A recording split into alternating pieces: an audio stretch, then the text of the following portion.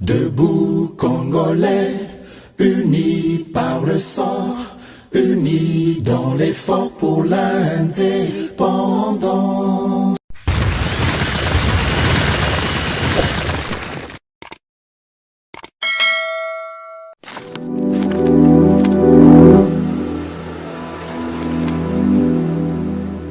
Amis fidèles internautes, fidèles téléspectateurs, Bino Balandi, Yassamba Olonga Balandi, GCAM Télévision. Merci na Bino pour la fidélité, vous continuez à accorder. Biso, merci pour la confiance au Bopesi Biso Poto Melaka Bino Basango. Il y a République démocratique du Congo à travers, bien sûr, analyse, décryptage, il y a information. Na Simbo Temingue pas papa Gérard Kabea, a Pesaka Biso opportunité à présenter émission Oyo na Itando ya GCAM Télévision. Mbote nangai peke panabino ba téléspectateurs de partout où vous vous trouvez à travers le monde. Nazaka vraiment na besoin moko pressant ya ko tutoyer bino ko tanga ba ville na bino chaque fois que bozo rejoindre biso wana na kei na Gabon ko pesa communauté congolaise ya Gabon matondo mingi ndenge bozo rejoindre famille Debout Congolais. Merci na bino bato bozo landa biso à partir ya Beni. Vous nous appelez après à partir ya province orientale. Bozo landa biso depuis Kisangani ba boyomenyo sona saluer bino. Merci na bino bozo landa biso à partir ya Bukavu. Bozo landa biso à partir ya Goma. Bozo landa biso na Maniema, na Kindu. Vous nous suivez à partir du Kasai, Bozali na Chikapa, Bozali na Kananga, Bozali na Mbujimai, Mwene Ditu, vous êtes au Sankuru na Lubefu, Bozali na Lodja, Bozali na Katakokombe, Bozali na Dimbelenge dans les Kasai, Bozali na Ilebo, Luebo, Mweka, bino nyonso ne espace grand Kasai na pesi bino matondo, bana Équateur Mambenga, Bozala na Guado, Bozala na Mbandaka, Bozali na Gemena, hein? Boza balokele bangwandi bino nyonso bozali na espace grand Équateur mbote uche pa Samba Olonga bana grand bandundu bino nyonso na saluer bino Kikwiti Kaemba Kenge Idiofa boza na bandundu ville kuna boza na Kasongolunda bozali na ba territoire ebele ya grand bandundu musuku tunatangite. Retrouvez-vous ndenge na tangi grand bandundu boza na Kinshasa.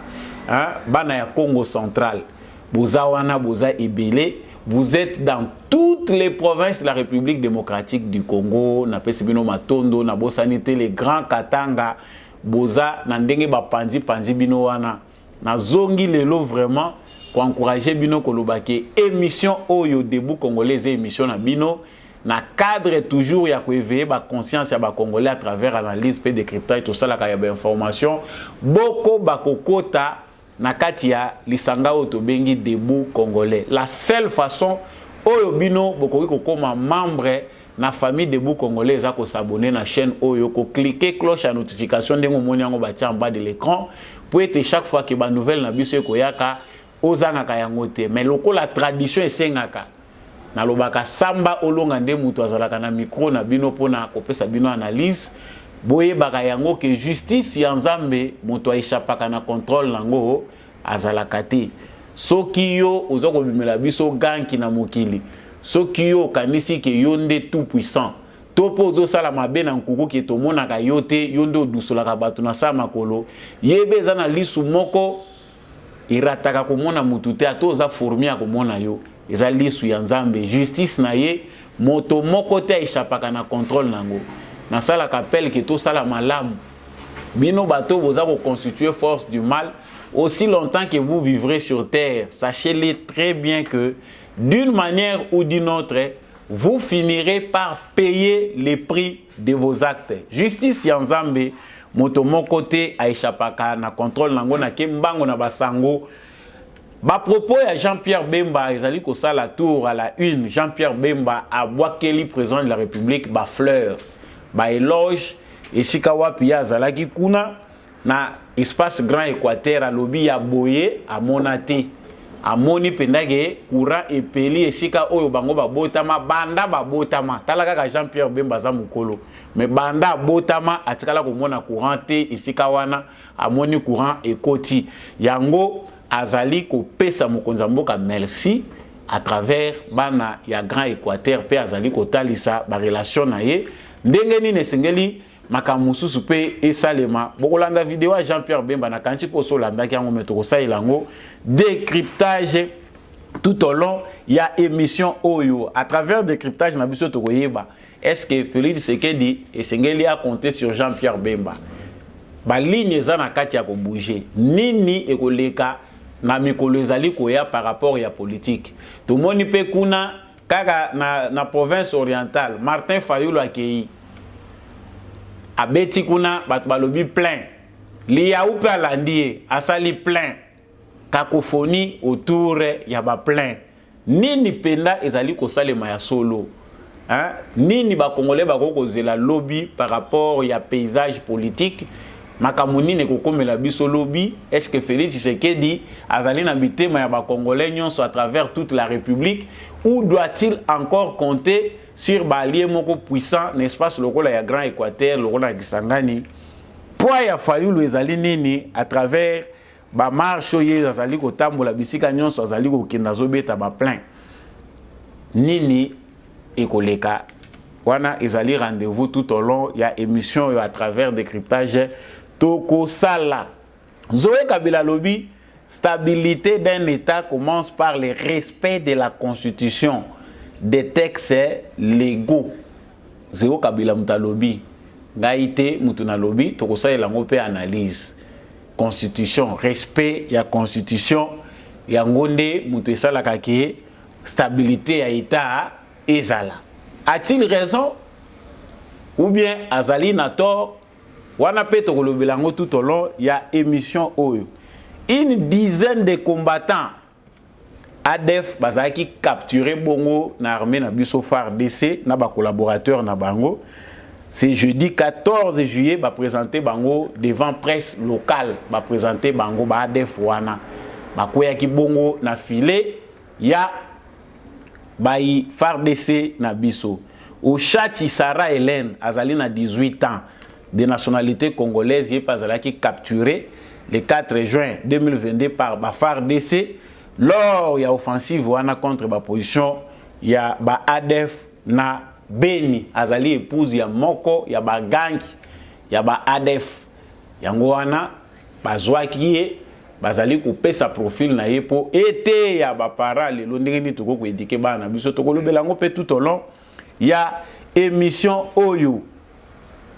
Na pesibino encore une fois de plus le bienvenu na katia émission Debout Congolais. Parenthèse na biso mukolo lelo ezali kotala makambo ya Léon Kengo wa Dondo bien malaki ne profite pas.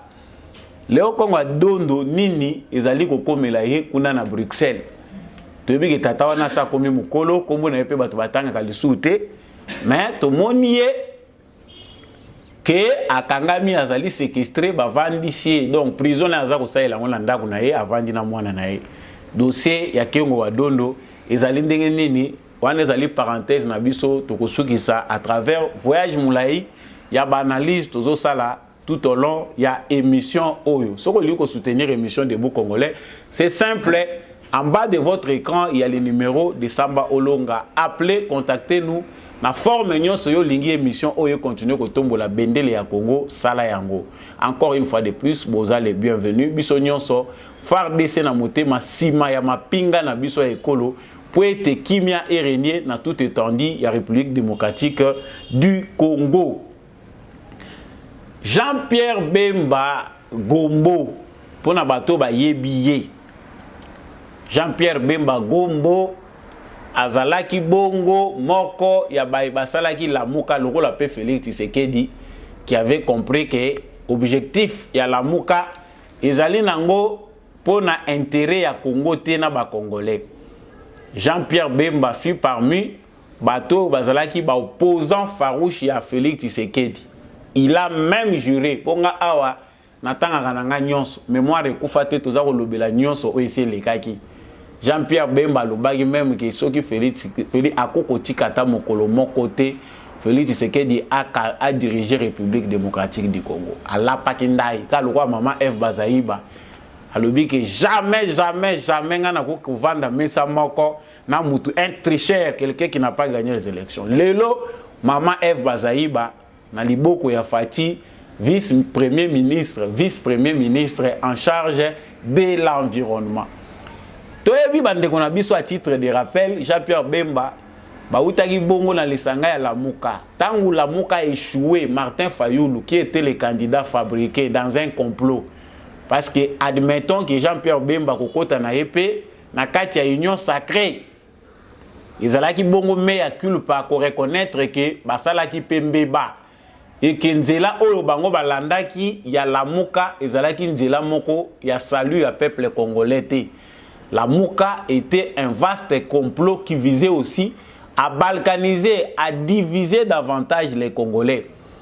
Et que Fayoulou n'était pas choisi pour être président, mais c'était un pantin. À travers lui, Makambo Ebele Zalaki Nassime Bomba Maki.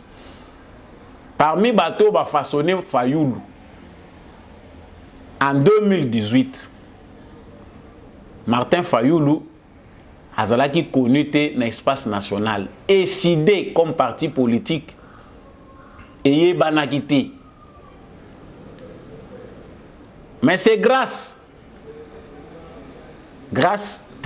c'est à cause de Moïse Katumbi, Jean-Pierre Bemba, Adolphe Muzito, Matungulu, ceux qui Matungulu Tobengaka, les Moussa Nyamwisi et les autres, que nous avons connu les noms de Martin Fayoulou. Et puis il faut que Martin Fayoulou, pourquoi proche, il y a Félix Tshisekedi.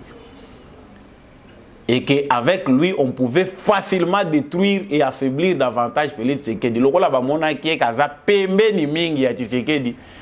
Yende photo longo la poto bimisa liboso.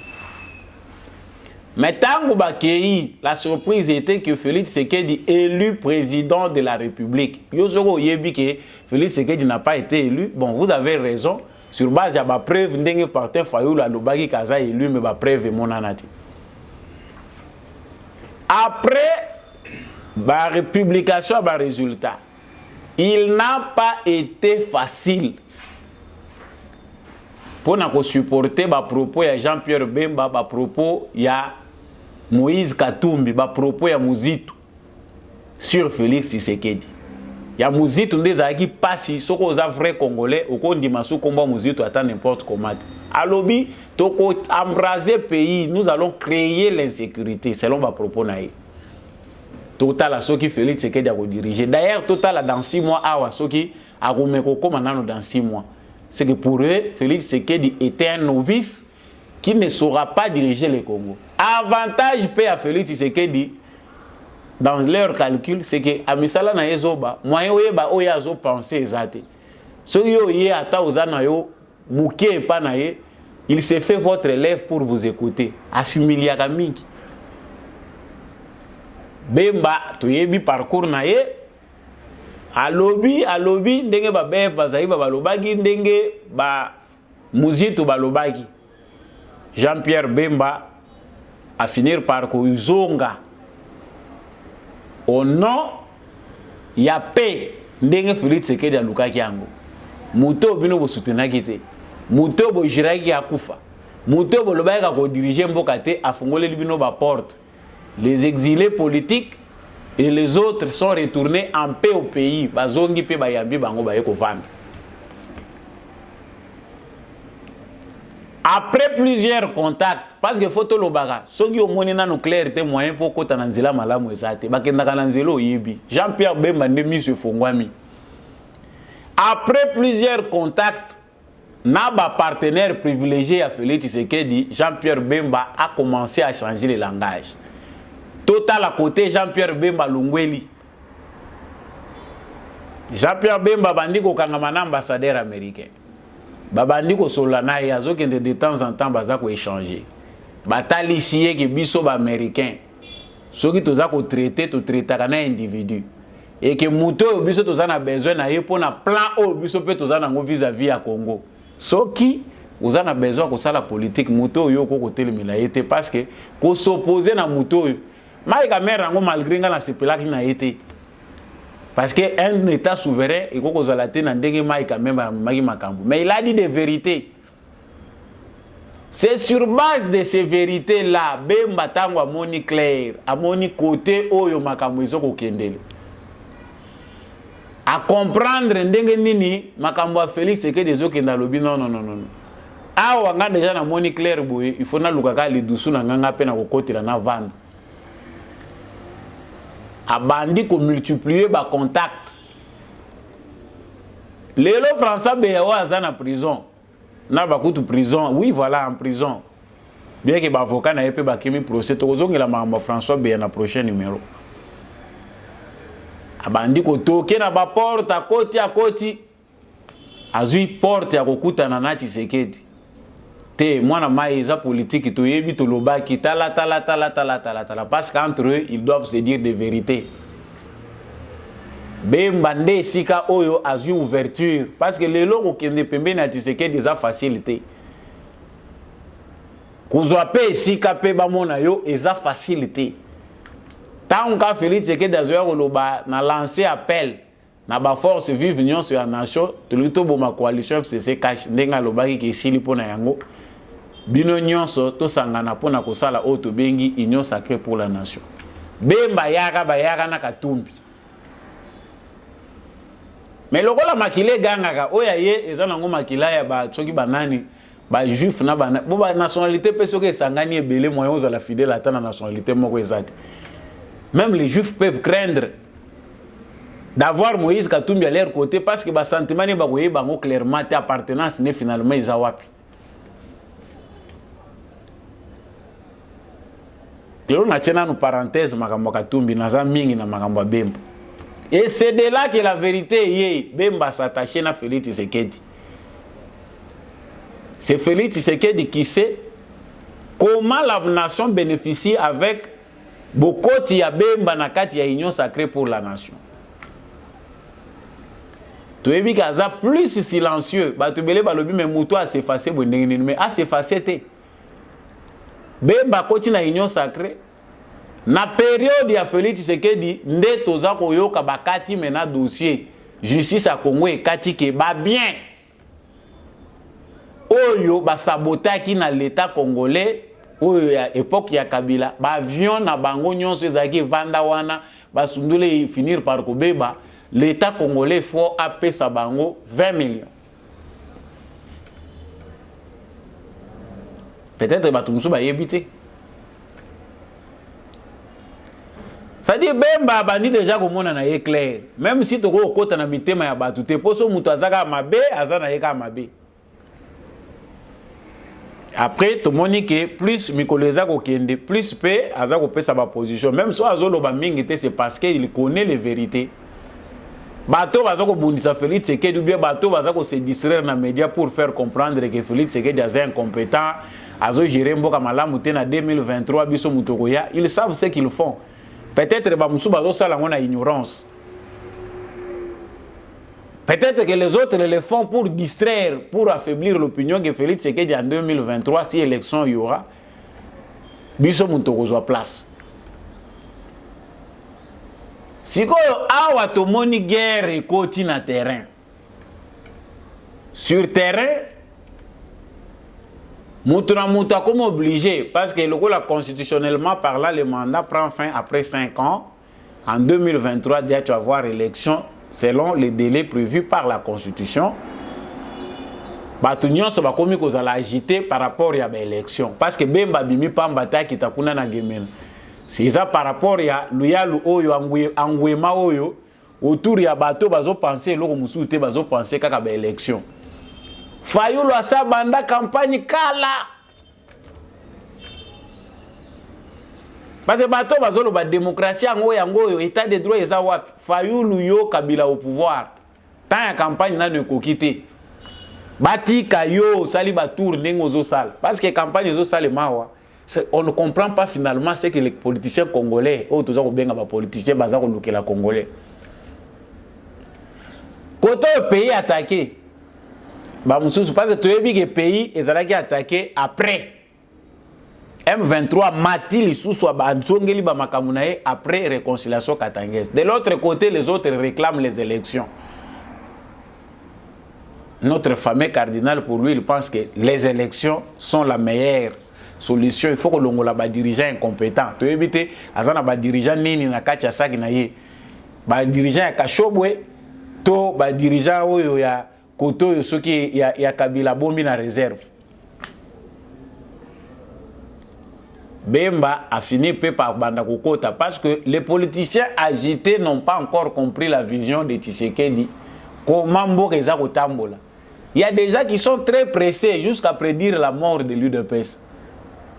Il y a des gens qui ont l'UDPS. Tant qu'on a une émission spéciale UDPS pour ceux qui pensent que l'UDPS ils ont kufa. Batubele bazo tout na santé à UDPS. Ça c'est une parenthèse na outil ko fongola juste. Mais je reviendrai avec tous les détails. Pour na bato ba yebakate mystère ou ekumbaka parti politique wana. Fayulu abaluki akende na Kikwit, akende na Bandunduville, akende Équateur, les lois qui sangani. Allez, Bemba pe babandi kolanda. Natiki bino nanu bozo vidéo oyo parce que c'est très révélateur. Tout ça il a mon analyse comment Bemba zo ça il a Félix Tshisekedi ba éloge. Bisika oyo amonaki clarté. Rejette la biso na vidéo wana après tozo. À partir ya entrée à Libenge. Ti awa pe la commune na Soukate c'est à moitié na aéroport. Ba poto ezali na moni bandako pe ba kabe sokota na bandako pour nga ezali sengolore c'est ça kaka ba rotinda ba régler le problème ya technique wana et couper sa courant. Mais ezali sengo pour la nini parce que à partir ya courant d'abord il faut to faire ça président de la République merci. Parce que ezali bien sûr que les là qui est pas naïe na cadre réunion sacrée na ba masolo na biso toza ko yebisa yo eza ko tambola te. Et puis vraiment, ils sont très sensibles. Il faut que c'est merci na geste à sali. Dans banda na bota na mona courant a on a gemelate. Là, na libengete. Même ma botte n'angai oui. C'est vrai que papa, zato yip sangai, maman que non kala, ba poto ezalaki. Bozomo nango ba poto akala wana. Mais ya boyena notre monde angote. Donc vraiment ils allaient sengo. Il faut topper ça président de la République. Merci. Na geste à sali a wapona biso.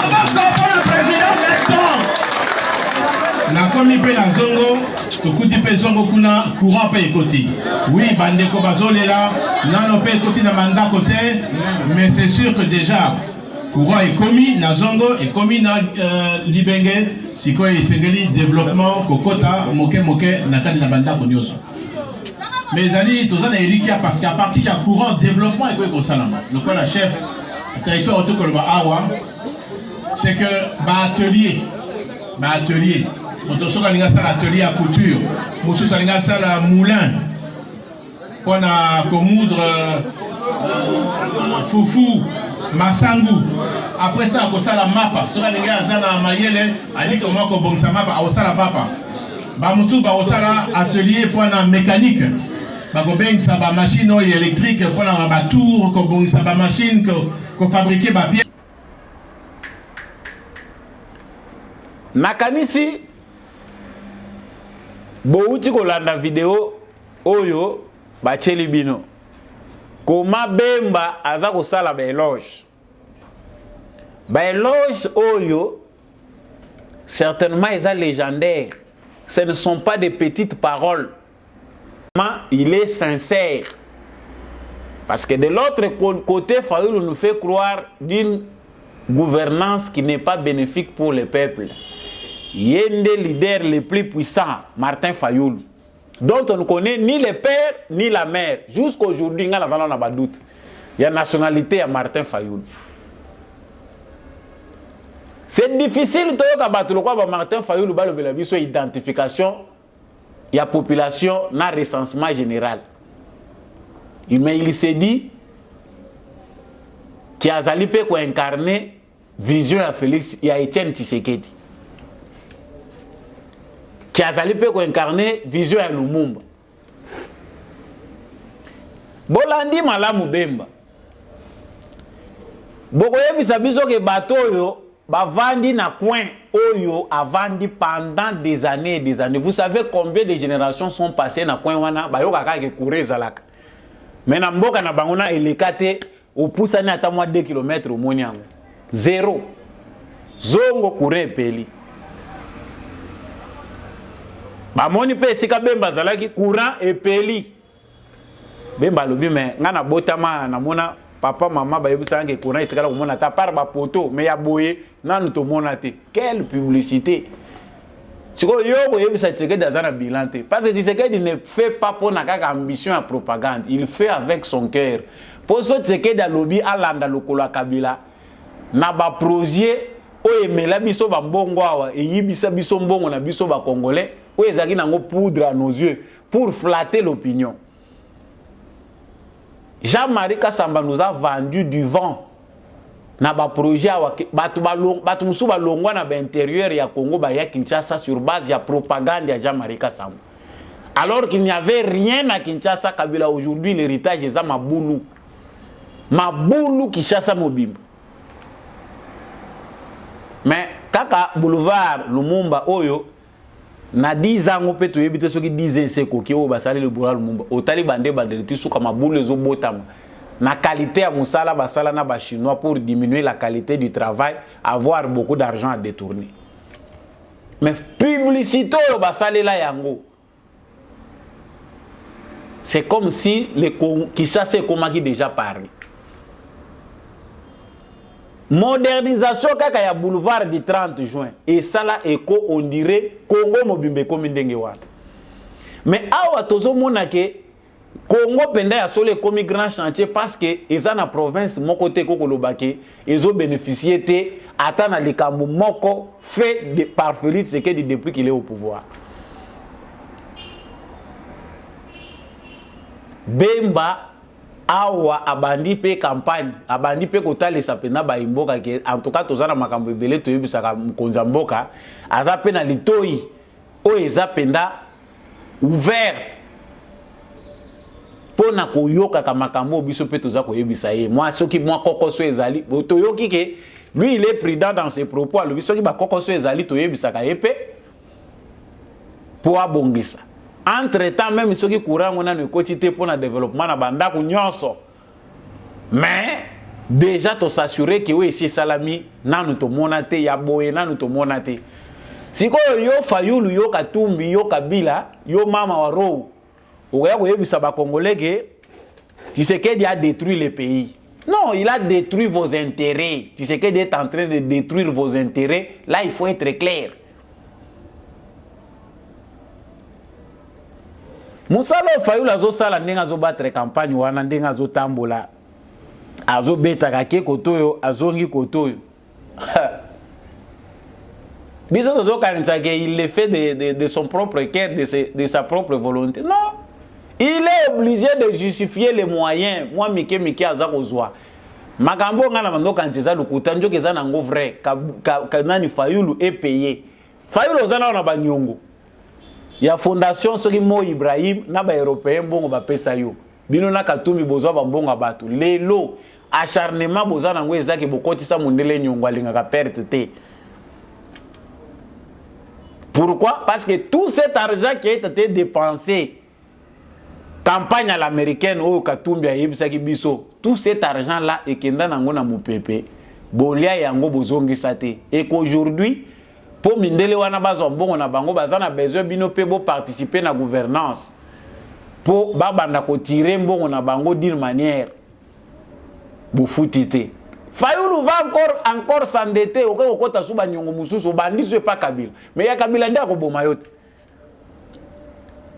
Peut-être si tu n'avais pas eu l'occasion de travailler directement na Kabila ou lobi sikoyo awa na poussa na pembeni ya Kabila mais ya Kabila eza pire parce que après vous épuisez, parce que bayebi na bango keze l'autre côté.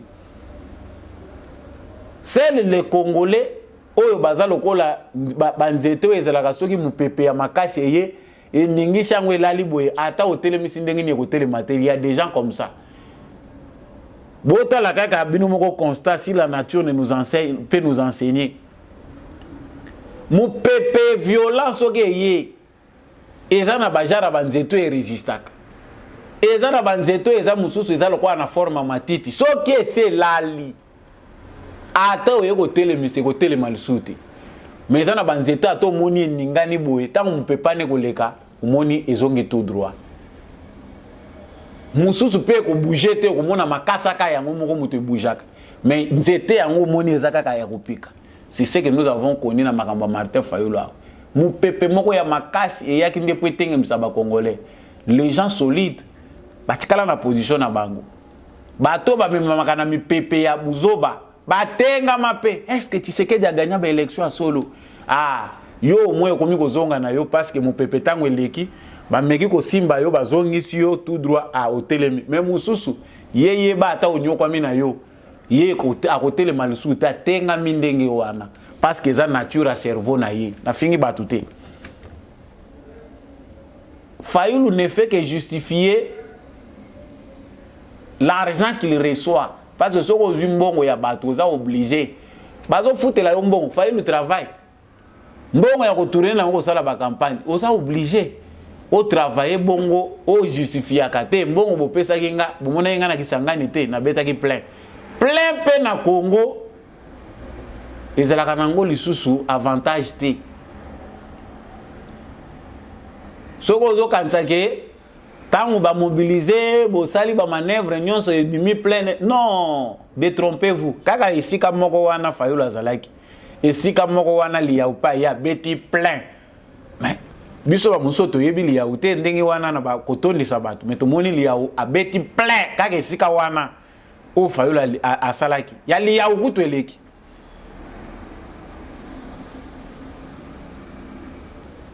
ba guerre d'esprit à travers les foules les abiloko akala wana ezaki apanage ya Tshisekedi ya lelo to yebi que il faut mobiliser faire que c'est quoi là non c'était Etienne Tshisekedi qui est mort populaire soka la alamu qui a bimi ça dit même na muto azali na musala na kosala aza obligé chaque ya kota bon batterie ligne 4 Chaco la ni boni il faut moto batterie les obeta rouge wana c'est que donc comprenons ici que ba foule ezali susute na bajar oyoyo biso to bandai ko kanisela ngo Mouto a confié la popularité parce qu'il était intègre. Etienne Tshisekedi, son fils, a eu un héritage wana parce que le papa était intègre. Il est aussi dans la vision de son père. Si parce qu'il y a non, les Congolais ne sont pas si bêtes qu'on le pense. Les Congolais ne sont pas si bêtes.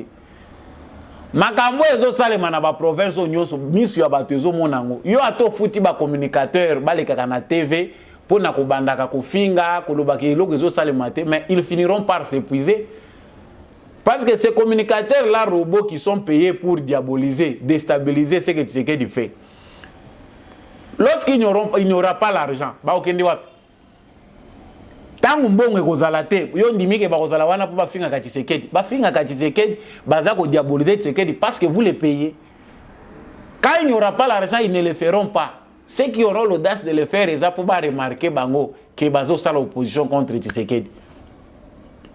Donc je disais ici que musala ya Martin Fayulu botuna kinga mingi Martin Fayulu non les défis à Félix Tshisekedi ils allaient à travers gestion. Félix Tshisekedi le loto ko juger était pour na foule na ko répondre Fayulu na bato baza ko loba non. Musala Tshisekedi azo sala les homona na les Congo profond rené de ses cendres. Bisika nyonso na ba province nyonso ba tracteur ezo kita. Banzela o ekoko faciliter bato tozo mona yango.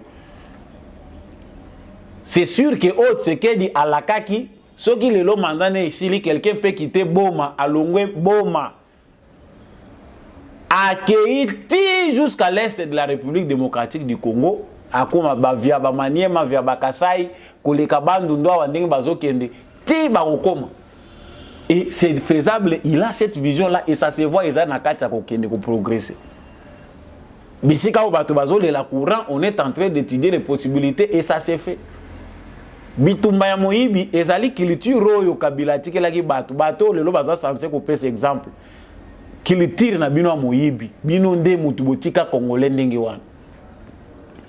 Est-ce que Félix Tshisekedi peut compter sur Jean-Pierre Bemba pour na reconquérir Grand Équateur? Ils ont mis tout na bato bazo tuna Félix Tshisekedi dit non.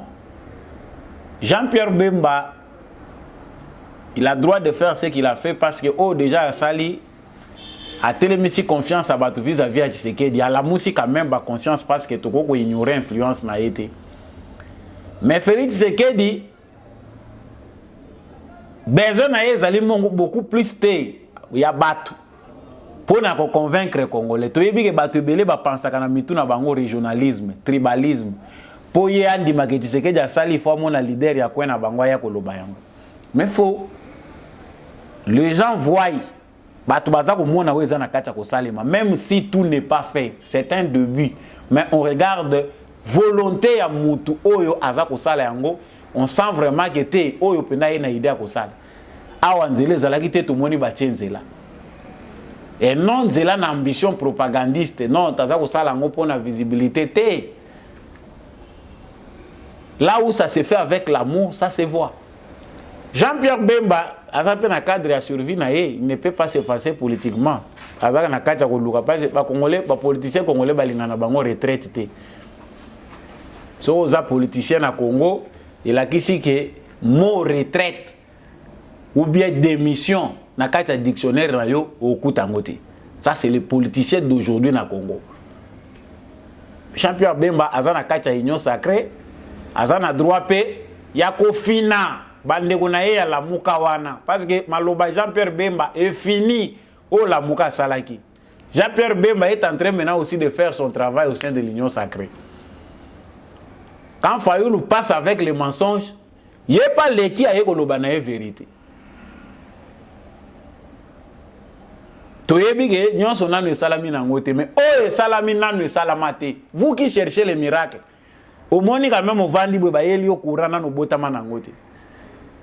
Comprenons qu'il y a deux façons de voir oh, Jean-Pierre Bemba Sali, il se positionne. Aye ko balaye parce que mutu akukunda akoboma la muka yewana bato basala ki la muka mutu bakobomango bato ba montaki Fayulu ba ozala lokola panté en bois bato ba façonnaki yo basala ki yo mutu bakobuka yo. C'est mensonge nyonso yo Fayulu azako propager sur son chemin il va trouver ses pères bato bazaki na ina la muka parce que lukuta à un moment tant ozako kosa pour les na vitesse moko lukuta batu bandima ngo lokola vérité mais tant vérité yaka mutu azaka na besoin ba expliquer été à moins so ozo comprendre te o monique ko yinezo kota kati no zo yina Tshisekedi oza na temps ko mona sou bien te tala état spirituel na yo ba tourner ya Fayulu les ana ngoli sous na signification te propagande nanu bandité yo so bandi na za candidat ngai ndena ko sala ko leka bino nyonso mais wana za discours ya campagne oza pressé bo ndenge nini ozo banga mukwege ozo banga mama ro parce que toyebi bino boza ba travailler à Kabila qui ne veut pas laisser le Congo tranquille et sa femme mama ro bino déjà bondimi boza na kan ya statu quo bondimi kozala derrière Joseph Kabila attendez votre mot d'ordre tama ko kweya ko ya na bino nyonso. Nalobaka biloko nazo continuer ko beta mbela. Ici il n'y a que deux camps. Soko tunakite. Le camp du changement c'est Félix Tshisekedi. Le camp du statu quo bato bazomona ke Congo e baby pour Félix Tshisekedi a commis na pouvoir. Ils sont avec Joseph Kabila. Oh Moïse Katumbi, oh Matata Ponyo. Tala bango nde baza ko se côtoyer. Matata Ponyo a fini par rencontrer Martin Fayulu. Matata Ponyo azali na libenga na ye bato a PPRD bakabilis so bazana ye. Matata Ponyo n'est pas loin de Moïse Katumbi et de Joseph Kabila. C'est la même chose. Donc yom tozana ozomona flou, olobi ah ba comme belebwe non, tozaka na deux camps, tozalaka na deux courants. Bazala na courage ko yebisa ba congolais ke talaka na biso yango. Soki ba ke ko se multiplier ba koma ebele lokuta ezali pour distraire les Congolais. Ndenge ba ko éparpiller voix ndenge na karato banda ko lobake so boza ko éparpiller ba voix bozo pesa avantage na Joseph Kabila. Aujourd'hui, ezakuta taleka ba ko éparpiller voix te. Qu'ils aillent en ordre dispersé, qu'ils choisissent Mama Oro ou bien soki nani bango ba ko choisir pour Moïse Katumbi, franchement, soyons congolais. Ils sont acceptables te. Ezakutu pona Moïse Katumbi te. Mais pour toute la République, il n'est pas concevable que quelqu'un qui n'a pas le sang congolais puisse encore briguer la magistrature suprême. Ou n'est pas tolérable. Si vous avez congolais, ok. C'est à vous d'apprendre, de prendre ou de laisser. Ça dit, comprenons que jeu politique est dans le Kende. Bébé élection, on peut vous avoir Luka. Est-ce que Zali? Bino ko mona ba élection lelo. Biso tozo cette Tshisekedi toujours rappeler kaka Félix Tshisekedi devoir de mémoire. Si aujourd'hui Félix Tshisekedi finit tous ses mandats sans recenser les Congolais ni les identifier, il a trahi la mémoire de Etienne Tshisekedi. Tolela na 2005, 2006, Etienne Tshisekedi kende belenso bina boyi identification nationale.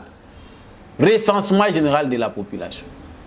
Aye na 2011 alobi soki na kei be élection ezaka kapona non assistance des peuples en danger na kende ba botolier pouvoir na ye. Lelo to kende élection na be étranger. Voilà pourquoi Fayulu doit être agité. Voilà pourquoi Katumbi doit être agité. Voilà pourquoi Kabila ne peut pas être à l'aise.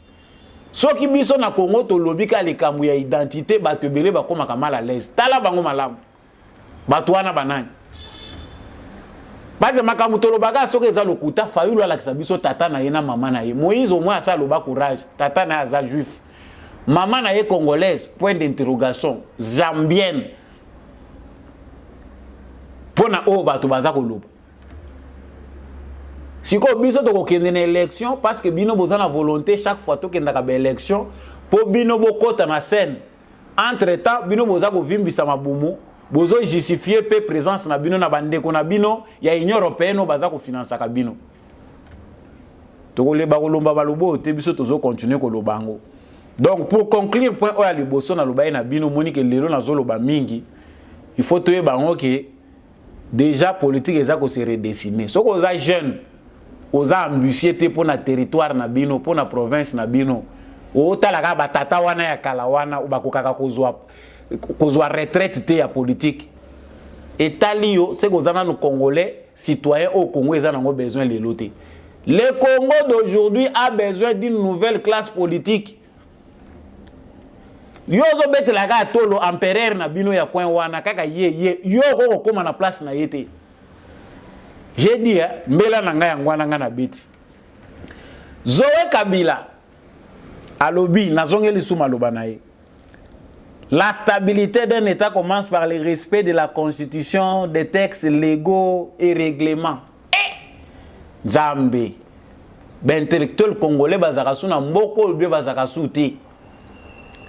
Plus les jours passent, plus les Congolais deviennent de plus en plus bêtes. Moutou ya boye dans un pays normal, azata na place était na avenue va payer ses responsabilités.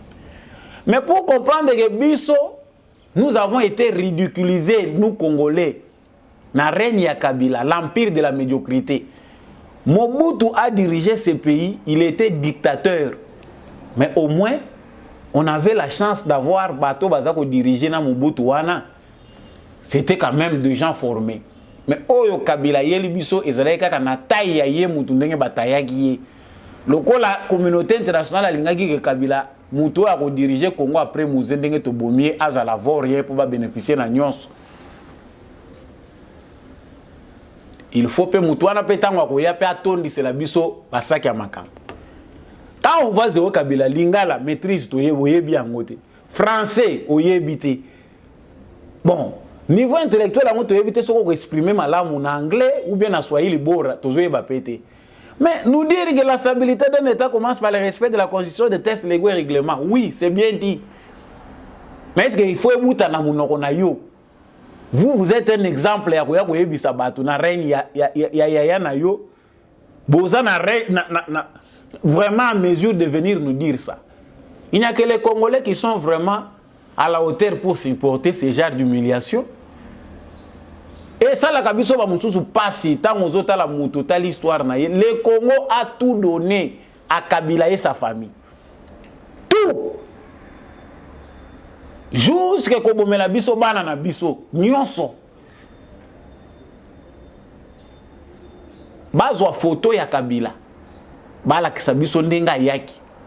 na oya komi tolo ba ke ya pesa ki Congo. Mais Félix Tshisekedi tozo mona yendenga ye bato bazo finga ye balu to moni yendenga accéder na pouvoir to moni santé na ye to yebi ndako na bango to yebi tata to yebi maman. Nous connaissons même ses frères et sœurs. Baza combien to mona baya bongo. Les autres ont inventé même des familles ba créer yango ya ko créer. Soki ba congolais mususu famille komi ko koma passe, c'est par manque d'exemple. Est-ce que Kabila vraiment avait une famille au Batno sur un repère que père de la nation Azali modèle? Tony Manabiso ba insulté biso na batu mususu mais toko kozala insulté te ti na niveau oyo na batu oyo na niveau ekomi o na Zoé Kabila. Biso tozo continuer. Tozo continuer ko sensibiliser bino ba congolais parce que c'est comme si la bêtise devient une définition congolaise. C'est comme si bateau bayaka ko énerver biso nde mutu bazaka important. Zoé Kabila, bacheye gouverneur awa ya Bibamba, ya système Kabila. Qu'est-ce qu'on avait vu? On a vu quelqu'un qui a voulu flouer les gens. Bato balobi na Tanganyika bandaye ko sala. C'est que azozo mbongo ya pocho bango ba yibaki azo luka ko flouer nango ko aveugler nango bato. Des ports privés. Ce qu'on a vu, c'est qu'il voulait créer une armée parallèle na kati ya Tanganyika pour créer encore des rébellions. Et dans leur mentalité, ils ont na mitu na bango. Je n'ai pas le temps de m'appesantir beaucoup na ba makambo. Pourtant, tous les bango, tous obligés, tous na ba émotion te, mais en tant que Congolais, ceux qui ont moni makambo zo le kanamboko yo, ceux qui s'énervé te, ceux qui linga kamboko te. Phare de ces coups de chapeau, une dizaine de combattants, ba ADF na ba collaborateurs na bango ba miliciens mai baza capturés par les forces armées, baza qui peut présenter na presse. Parce que bato baza autour na phare de ça zo sala musala nini. La mauvaise campagne qui s'est faite dans les médias na ba ennemis du Congo, c'est de vouloir présenter le président de la République démocratique du Congo sous un faux mauvais jour pour la qui s'est phare de ça zo sala de l'autre côté. Tant bazo ota la carte ya ba rébellion o farde ça zo faire face nango na lubakango na be mission ebele. Il n'y a aucune armée qui fait face à une telle menace sur son territoire. Guerre yo batu mususu bazo kanisa ke le roi Félix Tshisekedi a commis président de la République. Et là qui que automatiquement tous les problèmes sont réglés. Alors que le problème c'est commis déjà na makila na biso. Le problème c'est commis habitude, culture na biso. Nos frères oyo bakangia wana kati ba 8 collaborateurs miliciens ba mususu na ba mai forces armées ba présenter bango jeudi awa. Ndenge baza ko capturer bango. Il y a nos frères haute d'éducation. Faute ya système ya mabe, ba prédateur bazaka libanda te. J'ai fait mien ba propos ya l'infoka. Comment expliquer qu'un pays de la taille de l'Union européenne soit ainsi mis en mal par un petit voisin qui n'a même pas la superficie et la... Donc, à l'infoka, je fais de ces propos miens.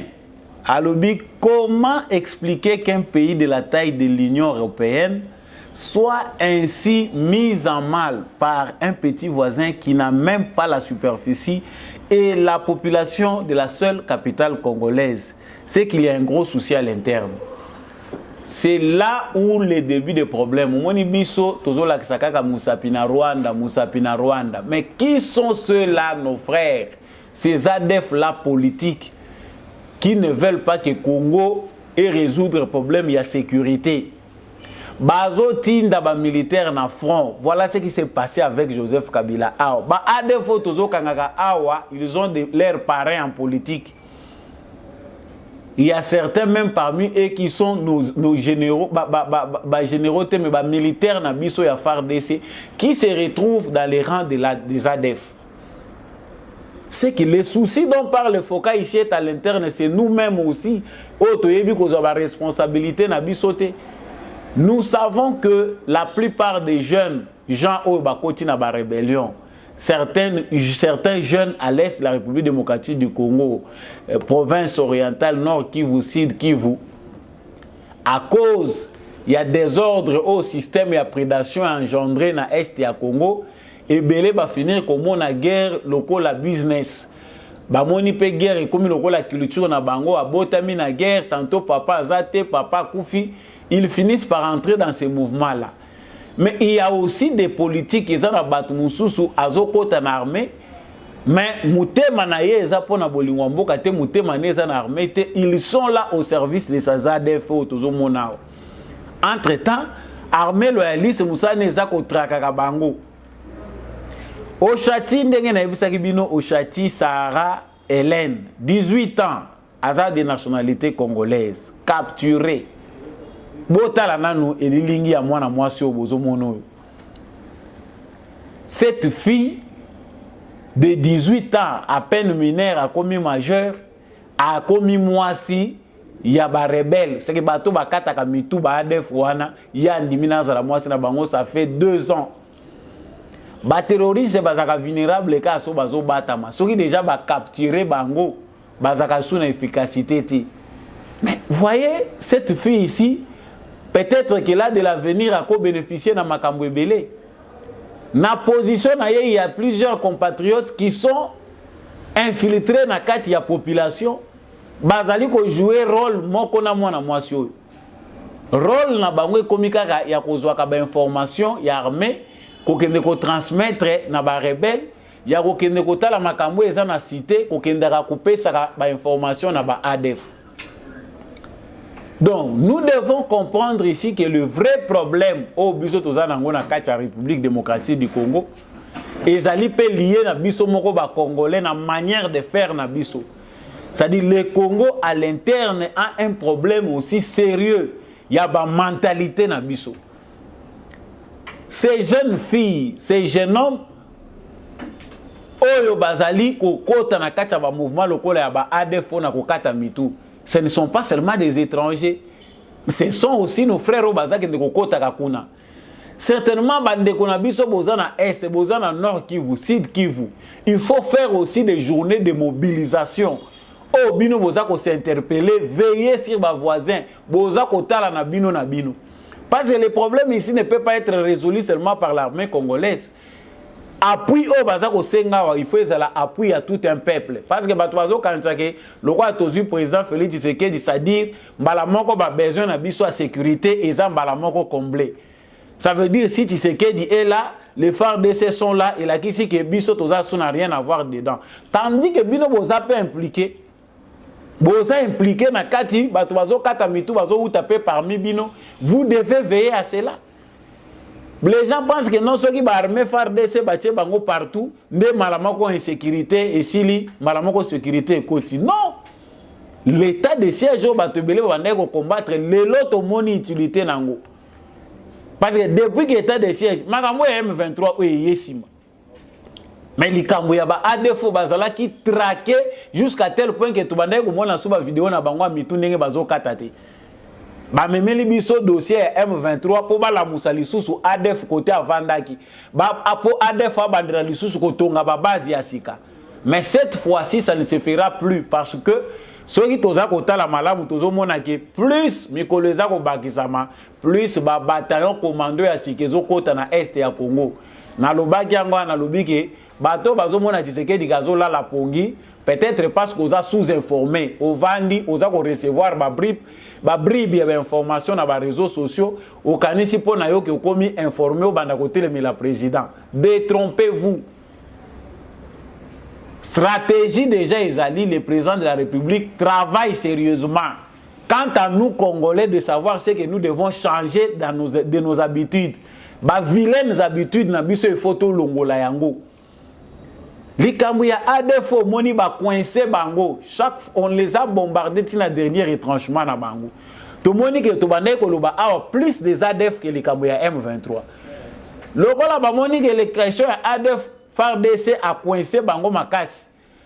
bake na bu ba base na bango ebele ezwami na maboko ya FARDC ale bazongeli mbala moko likambo na bango ya M23 bake kosekusa M23 Kagame dena na likambo ya ba Ougandais oyo Museveni pense que yaza makasi ya ko dribbler Tshisekedi il est en train de tromper le Congo. Non, il se trompe. Sokaza derrière mwana na ye wana bakukweya na Kagame nzela moko. Et nous savons que Museveni fasse du bien ou du mal.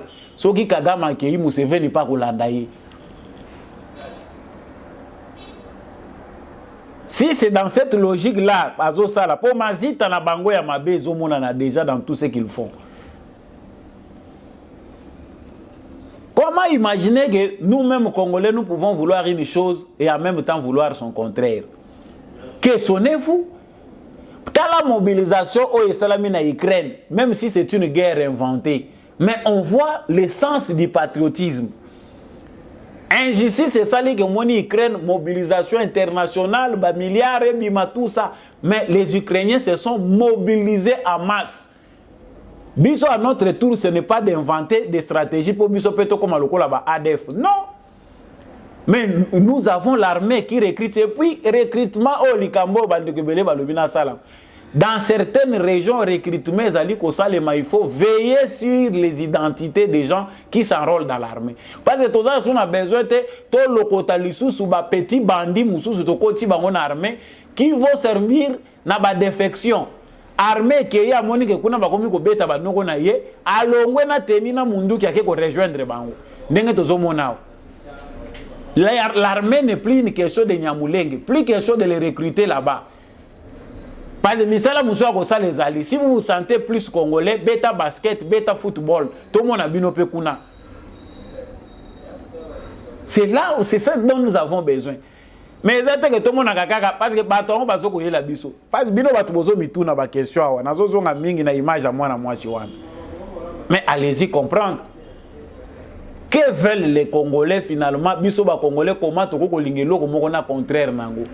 C'est-à-dire, ba leader baza ko mibenga ba leader, ba député to za ko benga awa, député à Nord Kivu, au collectif ya ba député à Nord Kivu, collectif ya ba député à Sud Kivu. Bino bokenda ko lelaka et pas président. Loko bino bomoni président ça na bateau magique. Pourquoi bozo balance voix te bino moko bozonga na ba nini na bino? Pendant que vous avez des vacances parlementaires, c'est là où on doit voir votre force. C'est ce qui vous a amour, la population va voter kabino sepe, va voter kabino ya solo, ou bien vous avez nommé. Mais vous devez descendre avec des lance-voix pour mobiliser la jeunesse. Bah soutenir FARDC, pour mobiliser la jeunesse, bah zalaka derrière la décision du gouvernement.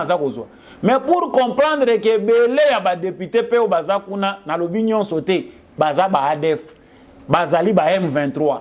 La plupart des députés ressortissants de l'Est sont issus du complot. Bayande na politique na mission. Il y a des ADF politiques. Tant il y a certains kabylistes au sein du Parlement qui sont des ADF. Tolobi likamba M23 au moins ba défenseur il y a M23 na kati ya ba parti politique na Congo. Ça ce n'est pas ce que qui nous dokité to benga ngoni. On a des ADF journalistes, bah M23 journalistes. Tous les ADF politiques, bah M23 PA politique. Finalement, tout le monde est wapi. Éveillons-nous, chers frères de qui vous venez de langa message. Vous avez de langa vidéo ya batuné, vous avez kata bango mitu. Vous avez kala, vous avez de la gangai. Ndengeni balak sa Tshisekedi, ndengeni bazobo mabat. Mais vous ne savez pas vos responsabilités. Tshisekedi n'a pas inventé la guerre à l'est du Congo. Ba kolo guerre wana boyebi bango. Et les Congolais qui se sont ajoutés, les Congolais bino bondimi, beaucoup tapé na kata système wana. C'est à nous de voir cette question à l'interne. Yangona tangi Alain Foka wana lobby, il y a un gros souci à l'interne. Nous avons des traîtres au niveau national.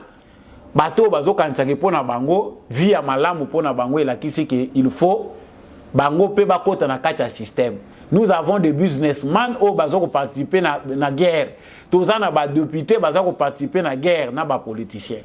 Réveillons-nous, chers frères congolais. Nakanti nazo kendaka maleme na suka mena bina osuka boité na lobaki na osuka na parenthèse. Léon le biche Congo wa dendo bato ba yebi Léon le biche Congo wa dendo. Soki Kengo wa dondo. Awa likamuna bana na yazo mona na te. Tala na vito sala ka malamu. Hein? Je prêche chaque fois awa na ibandi la mission na nga traditionnellement na lobaka ke justice ya nzambe muto échappaka na contrôle nango azalaka te. Okoma na poko au soir de la vie olozala na kimia ndenge mutu soka komi koko aza kokola azaka na besoin kimia yo ba problème ezo bakisama. Bana ya kengo balingo tika kengo te. Kengo séquestré na Bruxelles. Nini bazo wele la héritage. La meilleure façon pour bazo ango bafunda tata na bango. Tali âge ya mutu ango baza kofunda plus de 80 ans.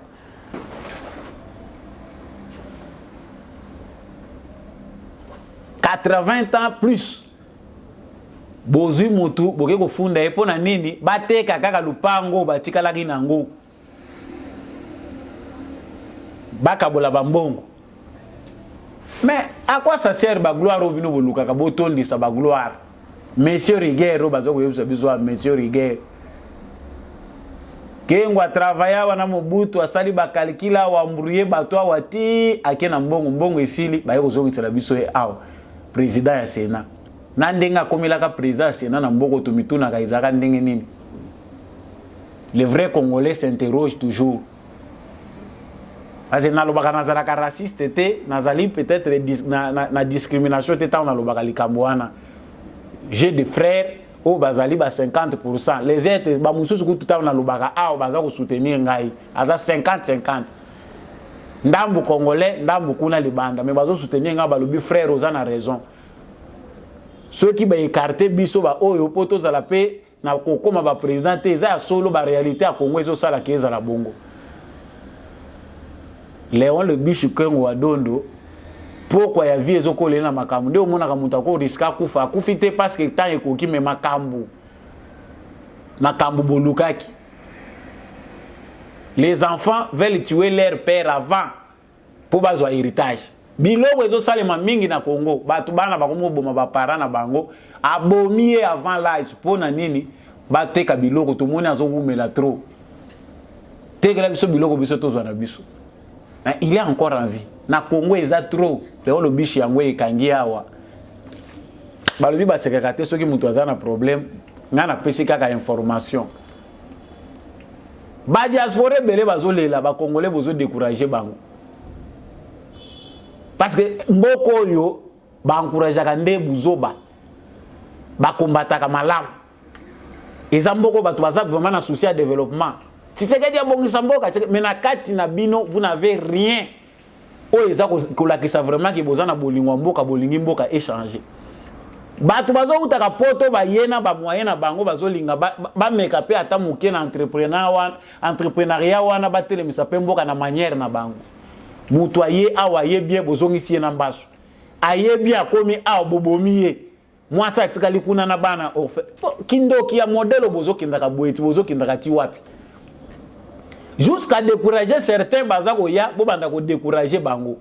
Quittons la sorcellerie. La sorcellerie est appelée moko ya activité moko spirituelle, ils a constitué frein à développement ya Congo.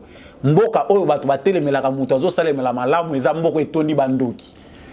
Tant que moni mutu bazo combattre ya zo sala likambo ya malamu. Même dans des pays en Europe aussi la sorcellerie existe mais là changer de forme bako combattre mutu na manière oté. To changer bizaleli. Nous voulons les changements mais médiocrité na biso ezomona na travers comportement na biso. Soko ozo comprendre que ozo yina mutu sans raison. Soko ozo constater que ozo obligé au banda ko combattre ba œuvre ya malamu. Mitala malamu, pose-toi de bonnes questions. Est-ce que y a solo vraiment état spirituel na we za malamu ozo tambola na Nzambe ou bien oza yo moko? Oza na ka Nzambe to ya Satana. Ezaki conseil na nga pona kosukisa émission oyo ya mokolo ya lelo. Merci na bino batu bolandaki yango. Soki osepelaka vraiment na debout congolais, la seule façon d'appartenir à la famille, c'est de s'abonner à cette chaîne et cliquer sur la cloche de notification. Soko limpe kosunga émission au debout congolais, numéro ezanese etandona yo kozwa yemoko samba olonga nazali présent pour être to échanger na nyonso etali.